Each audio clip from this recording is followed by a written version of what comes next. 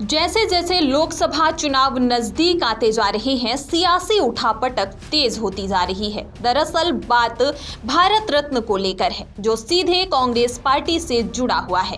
कांग्रेस के नेता और पूर्व प्रधानमंत्री पीवी नरसिम्हा राव को मोदी सरकार ने भारत रत्न देने का ऐलान किया है। सबसे बड़ी बात कि गांधी परिवार के 3 प्रधानमंत्री बने और तीनों को भारत रत्न मिला, जिसमें पंडित जवाहरलाल नेहरू और इंदिरा गांधी को प्रधानमंत्री रहते हुए भारत रत्न से नवाजा गया, जबकि राजीव गांधी को उनके निधन के 26 दिन के अंदर भारत रत्न से सम्मानित किया गया। लेकिन कांग्रेस के नरसिम्हा राव को भारत रत्न देने पर विचार नहीं किया।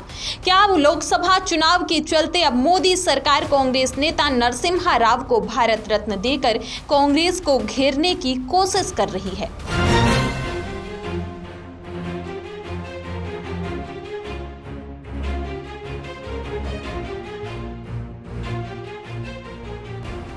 पीवी नरसिम्हा राव, बीजेपी का मिशन दक्षिण, टारगेट राज्य आंध्र प्रदेश तेलंगाना, एजेंडा कांग्रेस के परिवारवाद पर प्रहार। ये चोट है मोदी सरकार की कांग्रेस के परिवारवाद पर। वो कांग्रेस जिस पर बीजेपी बड़े नेताओं को नजरअंदाज करने का आरोप लगाती है। छोड़ो, नरसिम्हा राव की सरकार की तारीफ कीजिए, वो रखो। इतना ही नहीं, ये अभी के भाषण में भी एक बार डॉक्टर मनमोहन सिंह जी का नाम बोले होते तो मुझे लगता। ये वही नरसिम्हा राव थे जिनके पार्थिव शरीर को कांग्रेस दफ्तर के बाहर फुटपाथ पर रखा गया था। ये वही नरसिम्हा राव थे जिनका मेमोरियल कांग्रेस ने नहीं बनाया। परिवार नरसिम्हा राव का अंतिम संस्कार दिल्ली में करना चाहता था, लेकिन आरोप है कि दबाव बनाकर उन्हें आंध्र प्रदेश भेजा गया।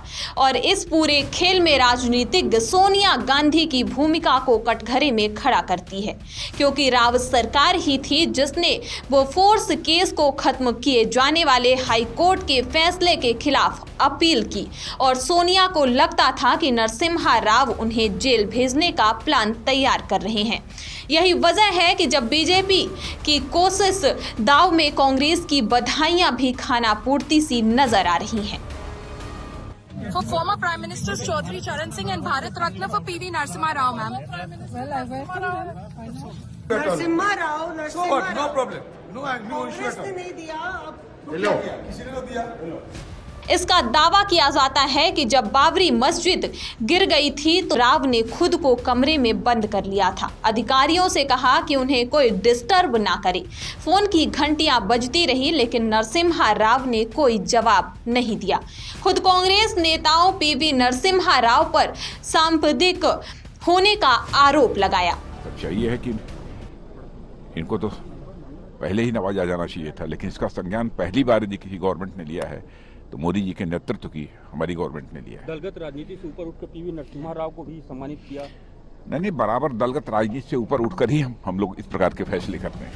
अटल बिहारी वाजपेयी और नरसिम्हा राव की दोस्ती भी जग जाहिर थी, जिसकी नोकझोंक संसद में अलग ही दिखाई देती थी। लोगों ने कहा कि नरसिंह राव जी सरल आदमी नहीं है, बड़े चतुर आदमी हैं। ये मत समझिए कि वो केवल देश की एकता का प्रदर्शन करने के लिए भेज रहे हैं। कहीं कहीं उनके मन में यह भी हो सकता है कि अगर जेनेवा में बात नहीं बनी और खिलाफ प्रस्ताव पास हो गया तो दोष में हिस्सा बटाने के लिए वाजपेयी भी बलि का बकरा बनाया जा सकता है। मैंने इस पर विश्वास नहीं किया।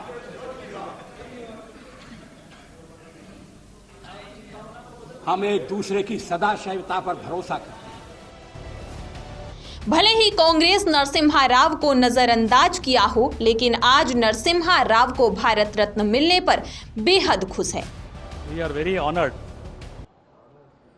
that Mr. Narasimha Rao has been conferred the Bharat Ratna. Narendra Modi ji's government is very, very instrumental in recognizing the people who have contributed to this country. This is a great happy moment that central government has announced. Modi gar announced Bharat Ratna to PV gar. This is a great recognition. I am so happy.